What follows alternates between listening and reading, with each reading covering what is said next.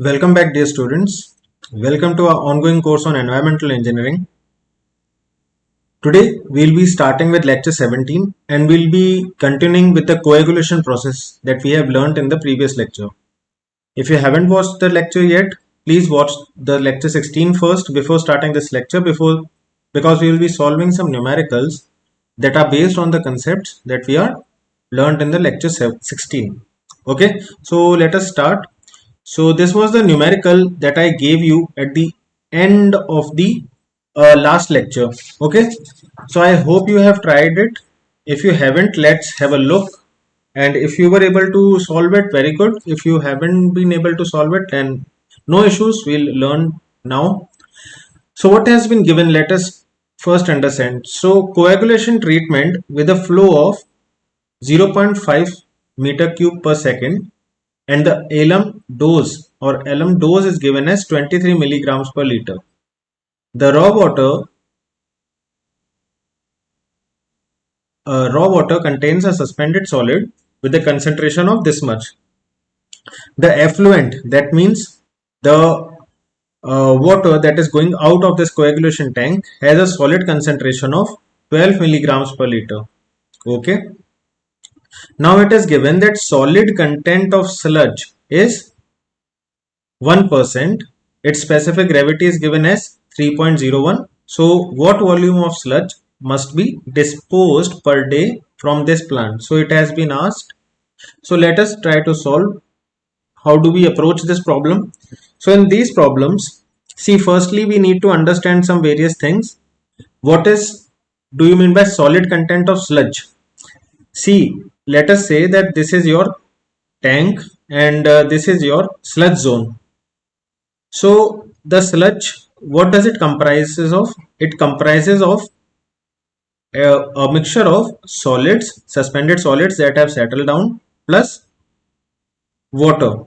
So if it is given that solid content of sludge is 1%, so that means the solids are 1% and the water is 99% in this sludge. Then it is given, flow is given, that we are aware of what is flow. So alum dosage is given. Okay, let's understand the other concepts also. Let's draw a diagram separately. It will increase our understanding regarding this concept.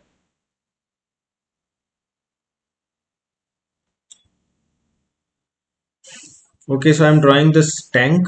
You guys also draw it.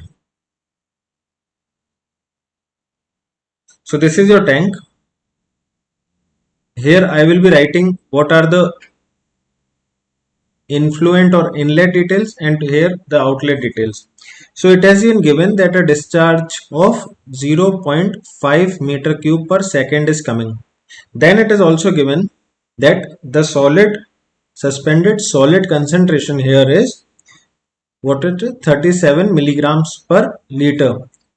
The alum dose that has been given or provided in this tank is 23 milligrams per liter, and the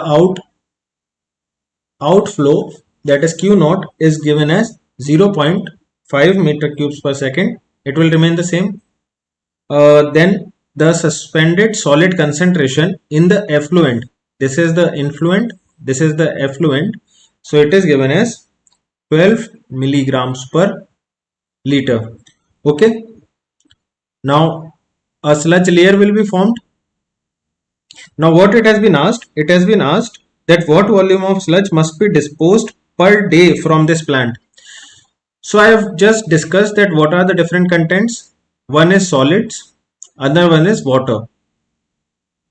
So where they are coming from? These solids are coming firstly from alum. If we consider that 100% of the alum is getting settled down along with the suspended solids that are coming from influents.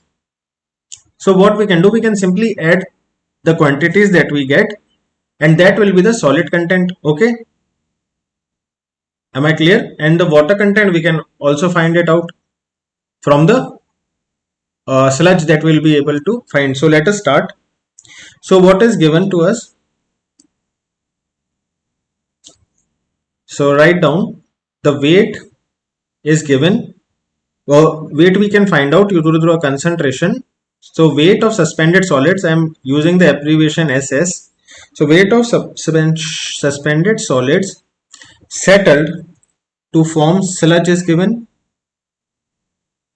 How much it is? Let's have a look once again. So 37 is coming in and 12 is going out. So the amount of suspended solids that are getting settled down are 37 minus 12. Okay. Now I need the answer per day, as it is written in the question, that what volume of sludge must be disposed per day from this plant. So I will convert these values into such that I am able to quantify kilograms of suspended solid settled to form the sludge per day. So 37 minus 12 gives us the concentration. It is in milligrams per liter. So let us first multiply it by the discharge. So discharge is your 0.5 meter cube per second. I will convert it into liters. So it is 10 to the power 3. Then I will multiply with the I will actually divide it because it is 0.5 meter cube per second. So I need to convert it into day. So multiplying it by 86,400. What is this value? This is your 24 times 60 times 60.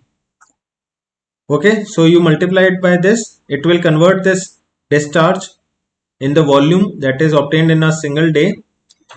Then to convert this milligram into kilogram, I will multiply by 10 to the power minus 6. So the answer will come in kilograms of solids that have been settled in form of sludge in a single day. So let's calculate it. What's the value you are getting? So I am getting around 1080 kilograms per day of suspended solids settling down. Now there are some relations that directly give us the required values. These relations are between alum dose and the amount of aluminum hydroxide that is precipitating or that is coming out as a product of this reaction. So what is the relation that we need to learn? Whenever I say the learn term, then you should memorize it. Why? Because these are some of the short tricks which will save a lot of time while solving gate problems. And why I have taken such a big question? Generally a part of it might be asked in gate exam, but when we take a big question which contains a lot of concepts, then those all concepts are understood by just one big question. So a part might be asked in the gate exam, and in the gate exam shortcuts are the key, and these shortcuts are applicable on these conditions only. So what are the shortcut that I will be teaching you today? Write it down. That when we have 1 gram of alum, it results in 0.34 grams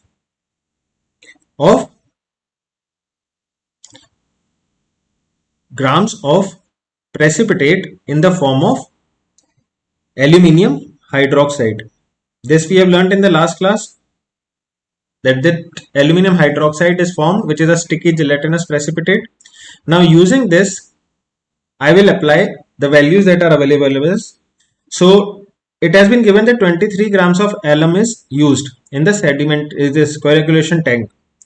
So I will find out that for this given concentration, what will be the amount of aluminum hydroxide that is precipitating. So I will add that weight into the weight I have obtained above. So 23 milligrams per liter of alum will result in, it is a simple multiplication. So what I will do, 0.234 multiplied by 23. Okay, this gives that 5.38 milligrams per liter precipitate is formed of aluminium hydroxide. Now this is the concentration per liter. So we can calculate what will be the total quantity of this precipitate for the given discharge. So for that, total quantity of aluminium hydroxide formed will be given by 5.38 multiplied by 10 to the power minus 6 to convert it into kilograms, then multiplied by discharge, we'll convert it into liters, and then we'll multiply it by 86,400 to convert this value for discharge per day. Okay, so this comes out to be 232.5 kilograms per day. So these are two values that we have obtained. What we need to do to find that total quantity of solids that are present in sludge, what you can do, we can add these quantities. So total quantity of solids in sludge is equal to 1080 plus 232.5, which gives me a value of 1312.5 kilogram per day. So this is your one of the answer. Next, it is asked to find out the volume of sludge which must be disposed. So we have already found what will be the solid content. Now how we will calculate what is the total volume of sludge that must be disposed per day from this plant. So for that we will use this value, which is the solid content of sludge. This is the solid content 1312.5. This is 1% of the total sludge. Okay, rest 99% of water we'll add to it. That will give us the total quantity. Okay, so write it down, because when you will revise it will be easier for you. So solid content is given as 1%. What does it mean? That 1 kg of solid plus 99 kg of water will give me 100 kilograms of sludge. You can further classify it as wet sludge. Now what we need to do, simply put in this weight and multiply it by 100. That will give us the result. So 1312.5 kilograms of solids plus 99 times 1312.5 kilograms of water will give us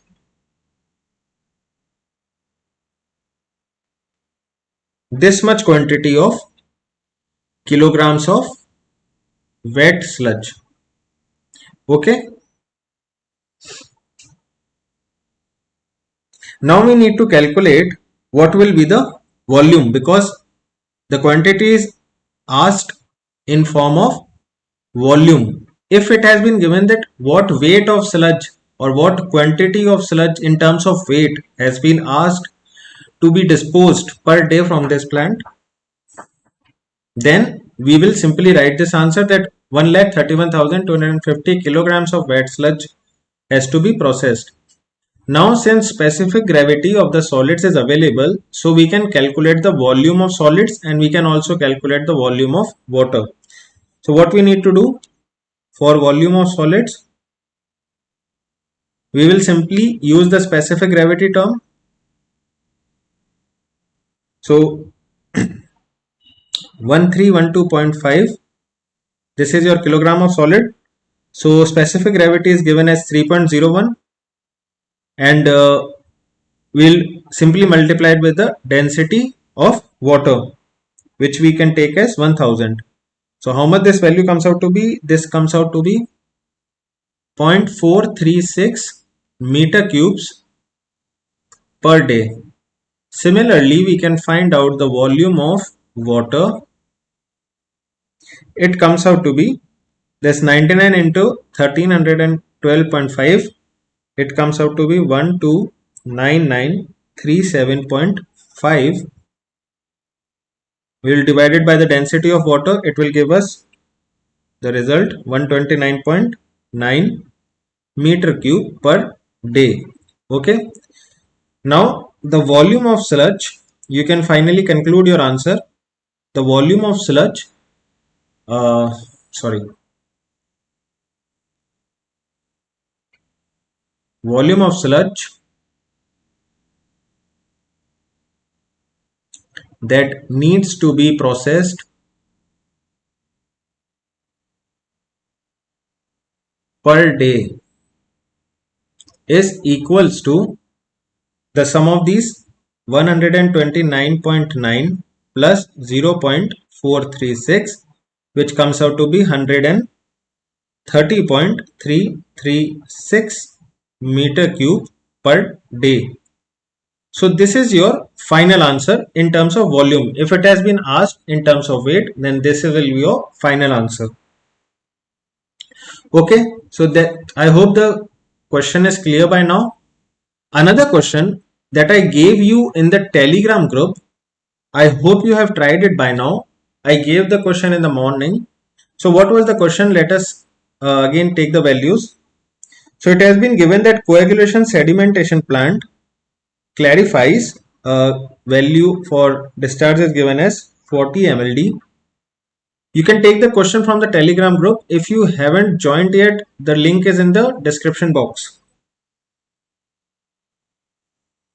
Then it is given that the quantity of filter alum required at the plant is 18 milligrams per liter. So I will again simply draw the diagram. It will be much simpler, the tank diagram, and I will directly put in the values.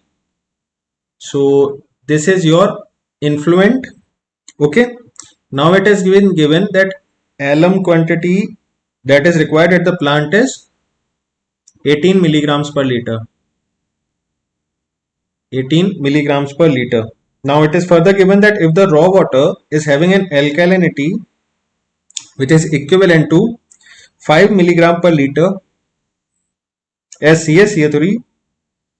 So for the water, it has been given that 5 milligram per liter as CaCO3 alkalinity is already present. Okay.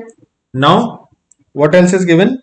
That determine the quantity of filter alum, quantity of filter alum and quicklime.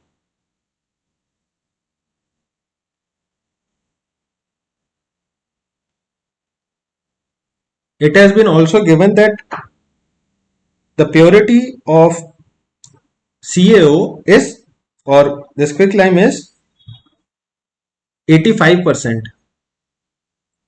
So we have to use this term also. Let us see how to solve this problem. Those who have completed it, just check your answer by the end of this session, this question. So this is your effluent going out. Okay, so these are the values that are available with us. So first and foremost we can easily find out what will be the quantity of alum that will be used based upon the discharge given. Now what the data has been asked for in terms of per year.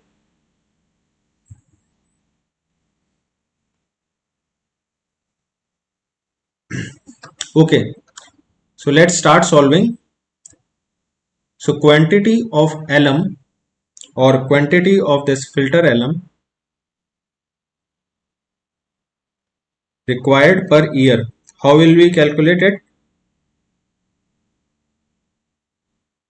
We can easily calculate by 18 milligram per liter. We'll convert it into kilograms, or rather we'll convert it into tons. 1 ton contains 1000 kilograms. So this converts the weight into tons. Let's multiply it by the available discharge. Okay, so let's find out the result. Okay, sorry. We also need to consider the year quantity. Okay, so this discharge is actually in 40 mld. What does mld means? Million liters per day. So 40 million liters. This million liter I have put in 40 into 10 to the 6. Now it is, since it is in per day, so I'll multiply it by the number of days in a year, that is 365. So how much result it gives? It gives the result as 262.8 tons per year.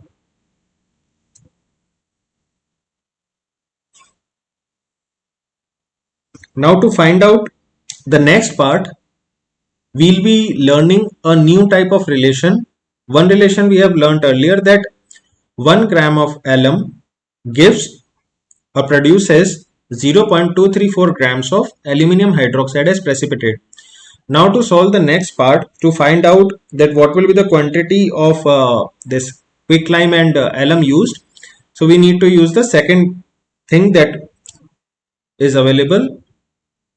This is also one of the shortcuts, you can say. So it says that 1 gram of alum reacts with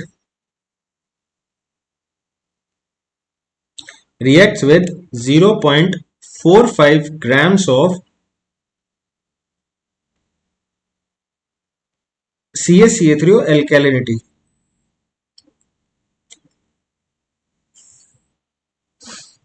Or in the above case, it has been given that 80 milligrams per liter is used. So 80 milligrams per liter of alum will react with 0.45 times 18, which gives us the value as 8.1 milligrams per liter. Okay, it will react with this much amount of alkalinity in form of CaCO3.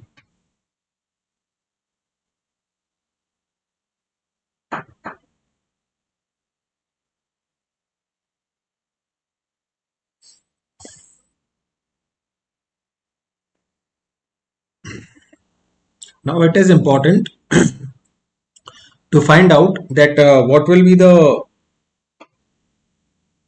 quantity of alkalinity in terms of CaCO3. In the lectures that we started, in which alkalinity was discussed, I told you that there will be some topics coming in future classes in which we'll be using directly alkalinity that has been converted in a standard calcium carbonate form. So that is the reason we converted all the alkalinities, types of different alkalinities available in single number, so that we can quantify them and we can solve the problems quite easily.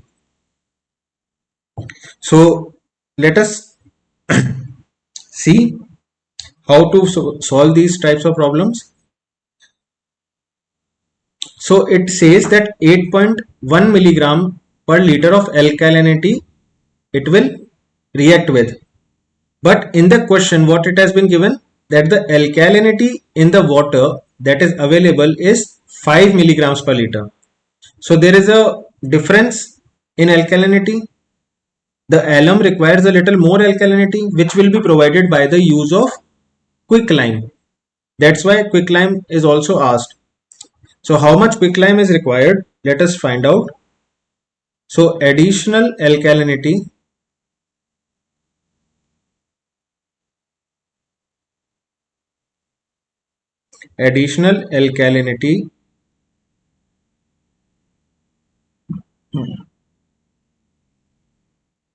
to be provided will be 8.1 minus, that is 5 milligram per liter that is already available. So it comes out to be 3.1 milligrams per liter of alkalinity as calcium carbonate. Now another concept from the previous lecture that we need to use here is, I am writing first, then I will explain, that 1 mole of calcium carbonate alkalinity is induced by the addition of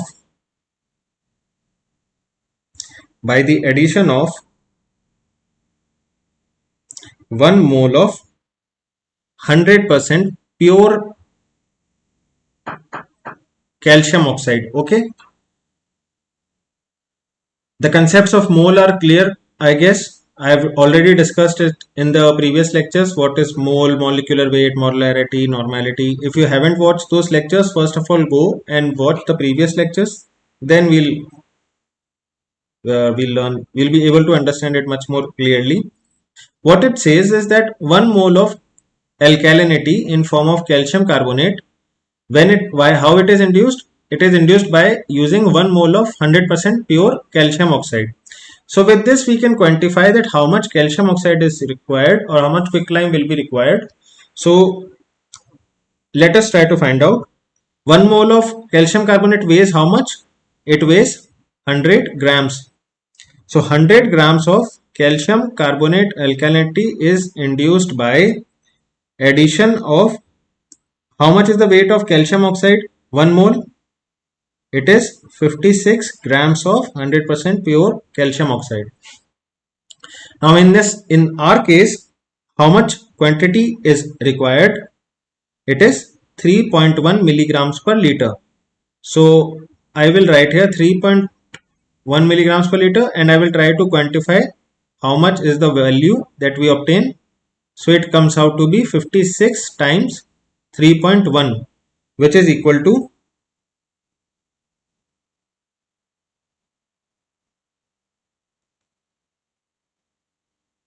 25. Try to calculate it. Now this is for 100% pure calcium oxide. Okay.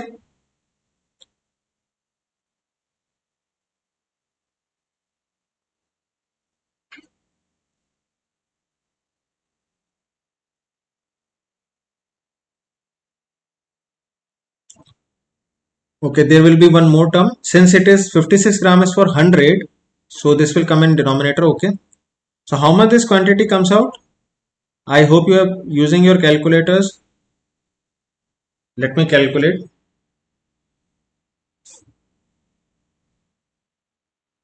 So 56 multiplied by 3.1. Okay, divided by 100. So it comes out to be 1.736 milligrams per liter of this pure quicklime will be required. Okay. Now next, what is given? The purity levels for calcium oxide is given. So if 85% pure calcium oxide is used with concentration of 3.1 milligrams per liter,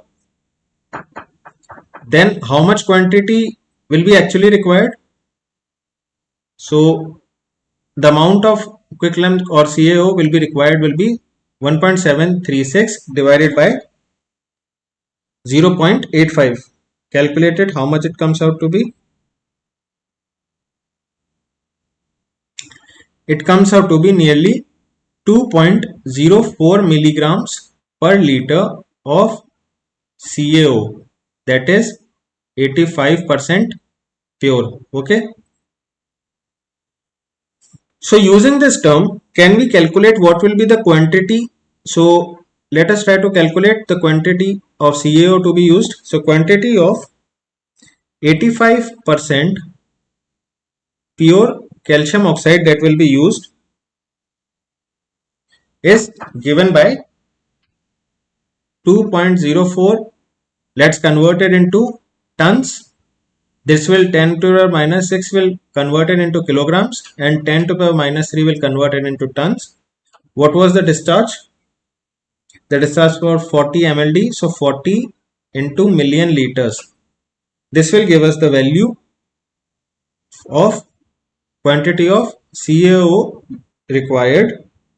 This comes out to be 29.78 tons per year of CaO.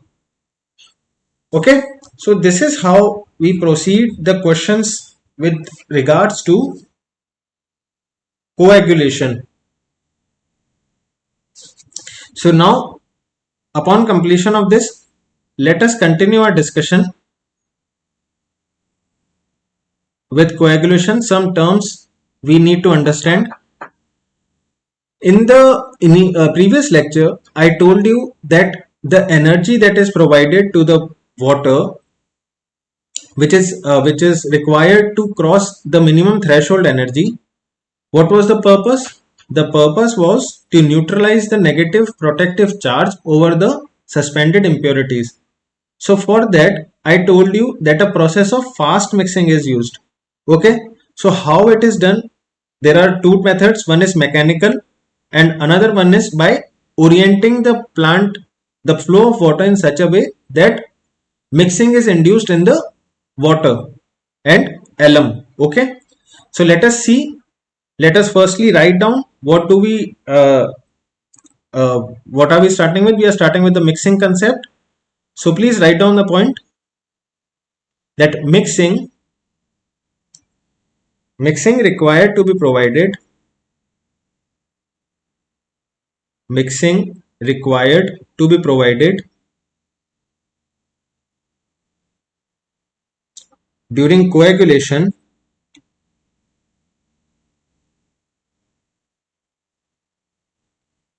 during coagulation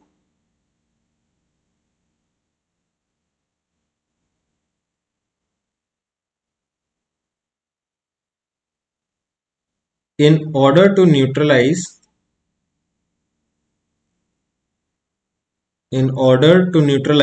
the negative protective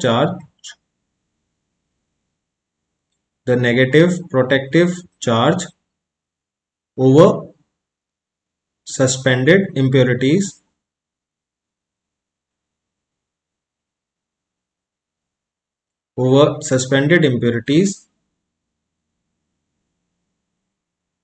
can be induced by any of the can be induced by any of the following methods or by any of the following ways or methods. Okay, now let us start with the first one.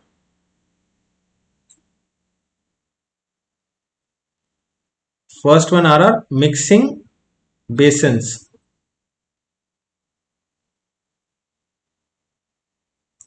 So mixing basins, there are two types. One is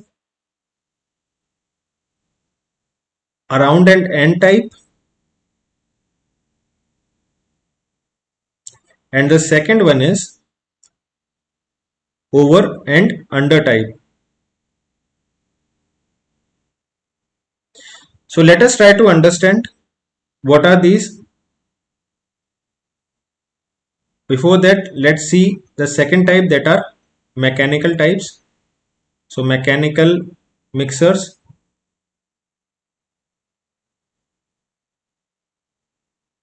So they are of in two types. One is horizontal shaft type, and the another one is vertical shaft type.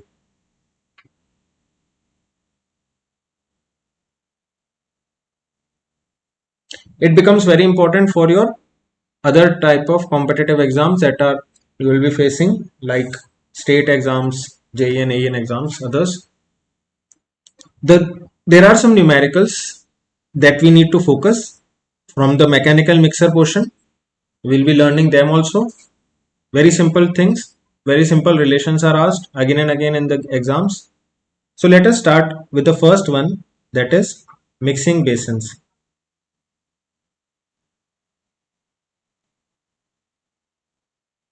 Let's draw a diagram and try to understand how things work. So I am drawing a diagram. Please draw it along with me.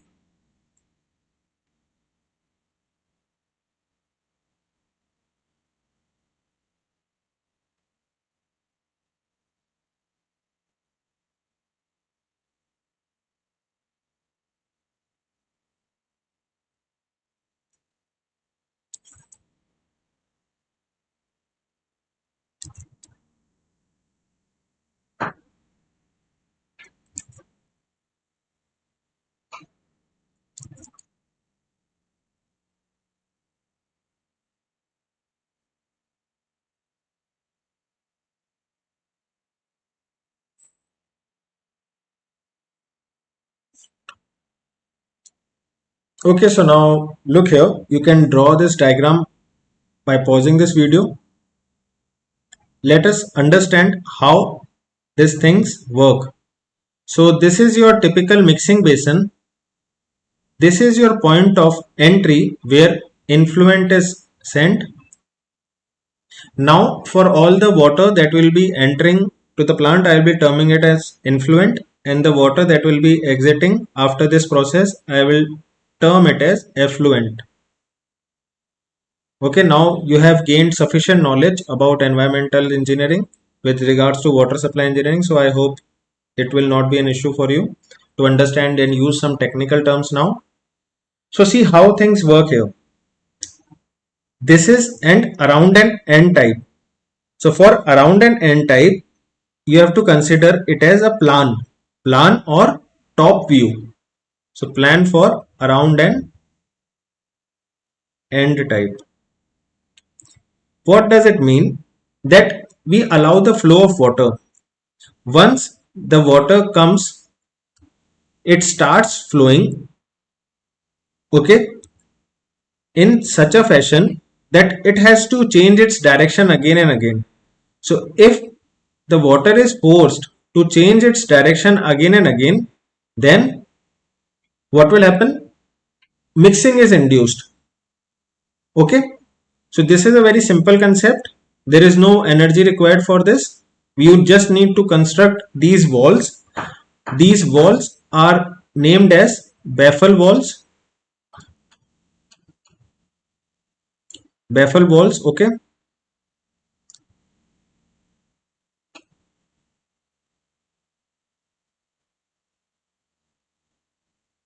Now the second type in the mixing basin that I gave you above is over and under type. Now just try to imagine that this is not the plan, but this is a cross sectional elevation of the mixing basin. So these balls are now, or the flow of the water is not no longer horizontal. Now the flow of the water is vertical. First, I hope you can see, first the water is entering through the influent section inlet, and then it will be going in vertical direction towards the effluent by crossing these baffle walls. Okay, so if we consider in the same diagram in terms of elevation view, so we can name it as over and under type.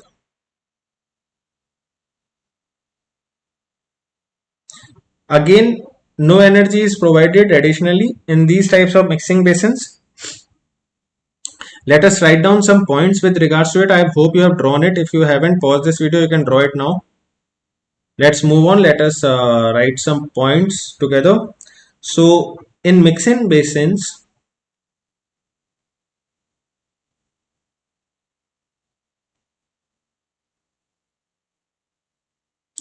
mixing is induced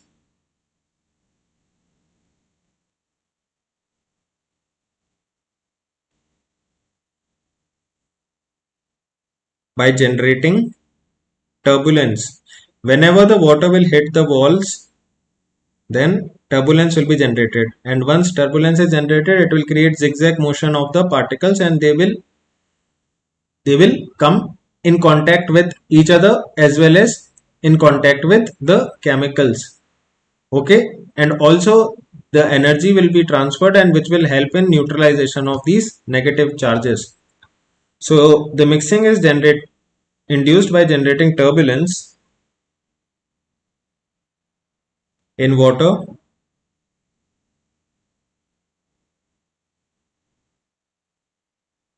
which is achieved by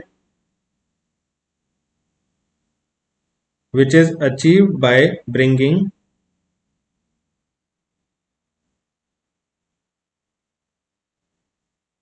rapid change in direction of flow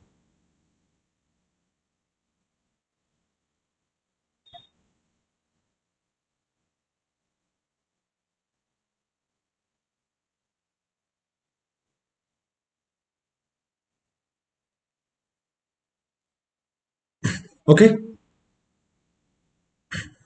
Now let us write some basic points without for these different types also. So for in a round and n type,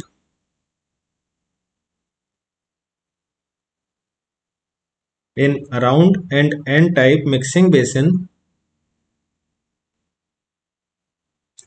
flow is in horizontal plane. Flow is in horizontal plane. Then in over and under type, in over and under type of mixing basin,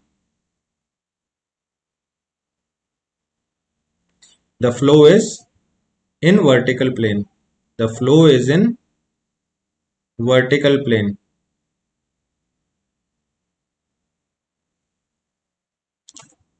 Okay. Now let us move on to the next one. Put on the heading as mechanical mixers.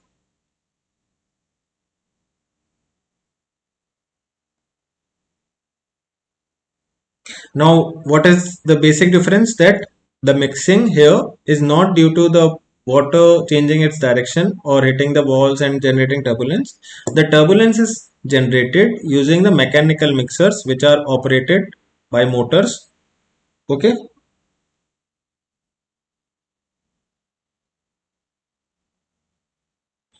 So I'll again draw a typical diagram for it.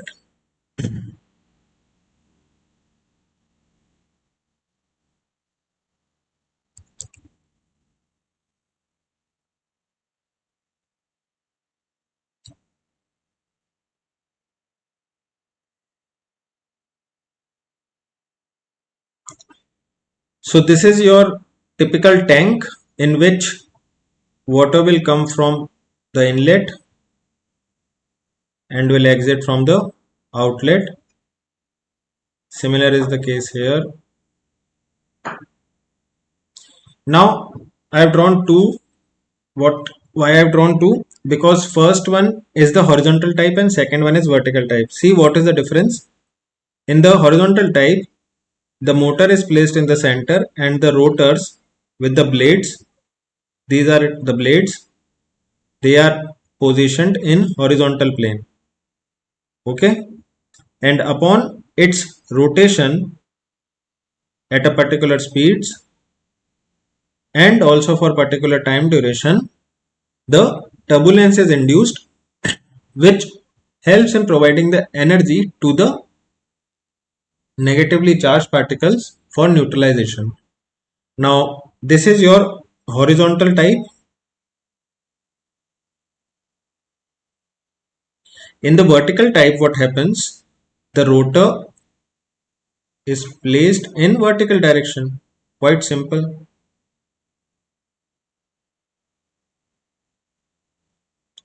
Okay.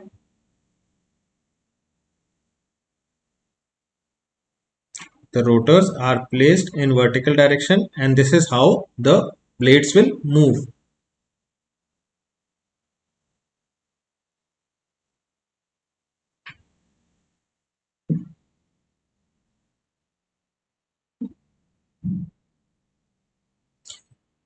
Quite simple. Now let us just write some few points and then we'll move on how numericals are asked, how questions are formed on this topic. So mixing is induced mechanically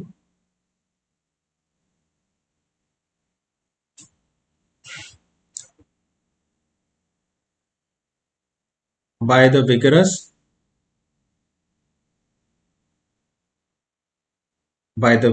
agitation of coagulants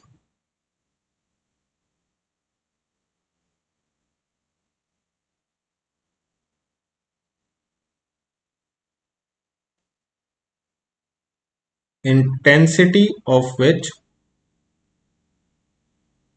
intensity of which depends upon,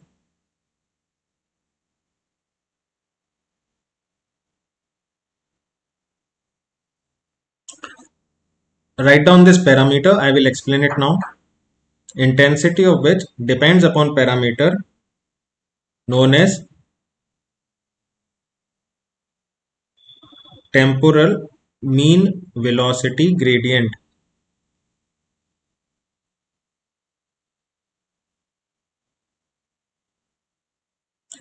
Temporal mean velocity gradient. It is denoted by G. Okay. Now, what does this temporal mean velocity gradient means? See,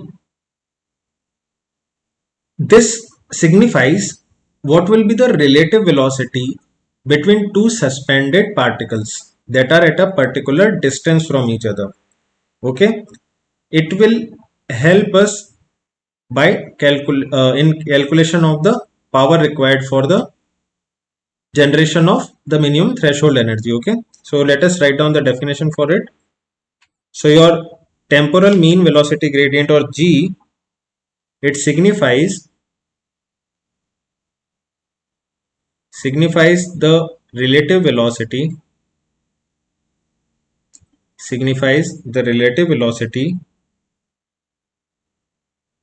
between two particles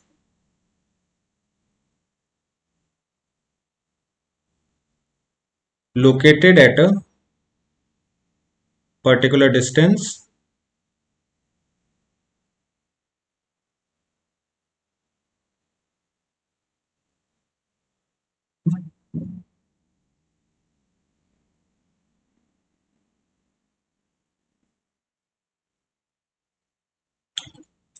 So for example, in the mixer, let us consider two particles.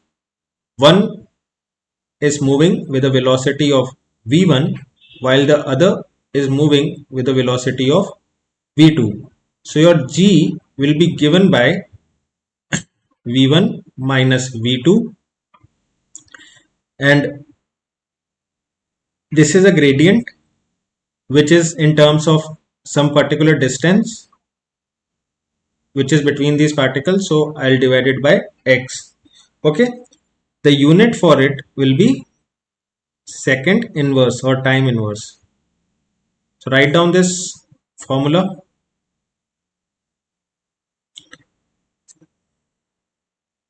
Now, if power of the shaft is given, the volume is given, and the dynamic viscosity of the fluid is given, then we can also denote this temporal mean velocity gradient mathematically. So please write down that G mathematically is given by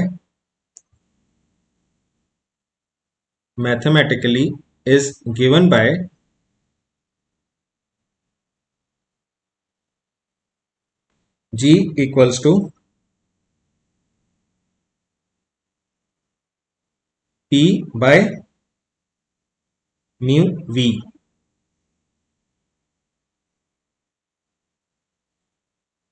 Here P is your power of the shaft, V is your volume, and mu is your dynamic viscosity. What is the unit for dynamic viscosity? Newton second per meter square. For volume we will use meter cube, and for power we will use the term for power watts. Okay, now once these values are given, we can solve the problems that are asked in GATE and other exams with regards to this mechanical mixers. Okay, and we also understand from this that the mean temporal velocity is proportional to the power of shaft. If the power of shaft is higher, then this velocity gradient will be higher. It is also proportional to negative or inverse of viscosity, dynamic viscosity. What does it mean? It means that if the viscosity is higher, then this mean gradient velocity will be lower, and is also proportional to inverse of volume. If the volume is very high, then again this value of G will be less. Okay, now let us take some design values with regards to this tank, and then we'll move on for some further concepts and numericals based on it. So please take some notes. First of all, regarding detention time. So detention time in these tanks is kept in the range of 30 to 60 seconds. 30 to 60 seconds. Next, for deep circular or square tanks,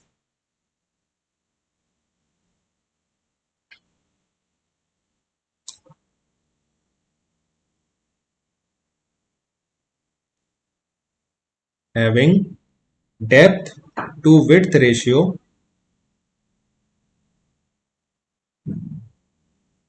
1:1 to 3:1 is provided for these tanks. Write down the next point.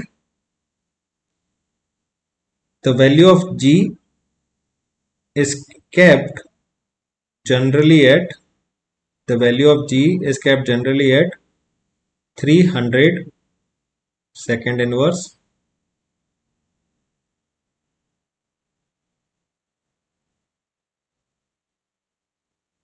Okay, next, power supplied to the shaft. So power supplied to the shaft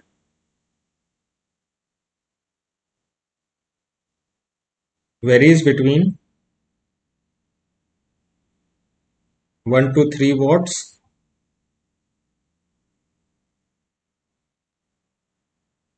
per unit discharge. Here discharge is in terms of meter cube per hour. Okay, these are some design values that will be important for us if you wish to solve some design related problems, especially for questions that generally come in state PSC assistant engineer exams, then your engineering services subjective exams. So these type of questions regularly are being asked. Next, the speed of the shaft should be such that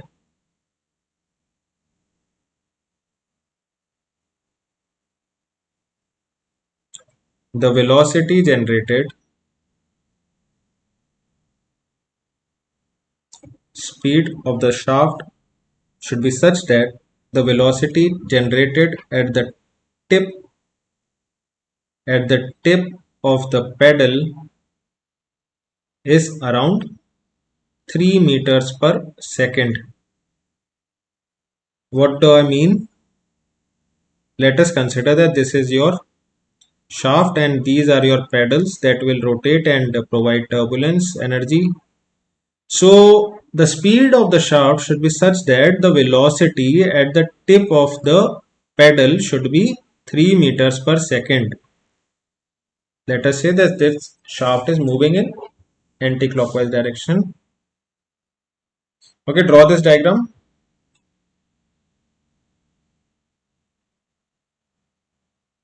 Now n will be your number of rotations per unit time. Your small r will be the distance from the center to the tip of the to the shaft. It might be till the tip or it might be from the beginning of the tip of the pedal. The width of the pedal may be given as capital B. Now this terminal velocity we represent it by Vt. Vt is given by 2 pi n by 60 and this value multiplied by r plus b by 2. So with this expression, we can calculate the various things. For examples, if number of rotation is asked, or the width of the pedal is asked, or the terminal velocity is asked. Okay, I will try to uh, bring some questions from the previous year papers of the GATE exam, and we'll try to solve them. So for today, that's all. In the next lecture, we'll be discussing the new topic, that is flocculation, and we'll be also solving some questions with regards to the concept that we have learned today. I hope today's lecture was very clear. We practiced some numericals with regards to coagulation, so I recommend that try to solve some more questions in similar fashion. You can go for previous year questions of GATE, of engineering services, of other exams. Also, you can definitely go for the solved examples and the unsolved examples of the reference books that we have suggested. Okay, and we have started this pattern from a very long time, that we provide the questions directly in the Telegram group before the lecture, so that you have sufficient time to solve those problems. I would suggest you to solve those problems during the time available to you. Take out some time. See, nothing can be won if you are not able to take out time for your objectives of your goal. So take out some time from your schedule, daily schedule. I understand that these are the times when this Wuhan virus is spreading out. Many people are suffering. Even four of my own family persons are suffering from this, and they are admitted. So conditions are difficult for us, but we need to clear our goals and objectives, and for that we need to work hard, take out time. I hope everyone is safe in your family and with you, and you are also safe. So please continue your learning. Please continue the instructions that are given. Solve the problems that are given in the Telegram group. Post the answers there itself. It doesn't matter whether you are able to solve, but you should try it by yourself, by the concepts that you have learned in the classes.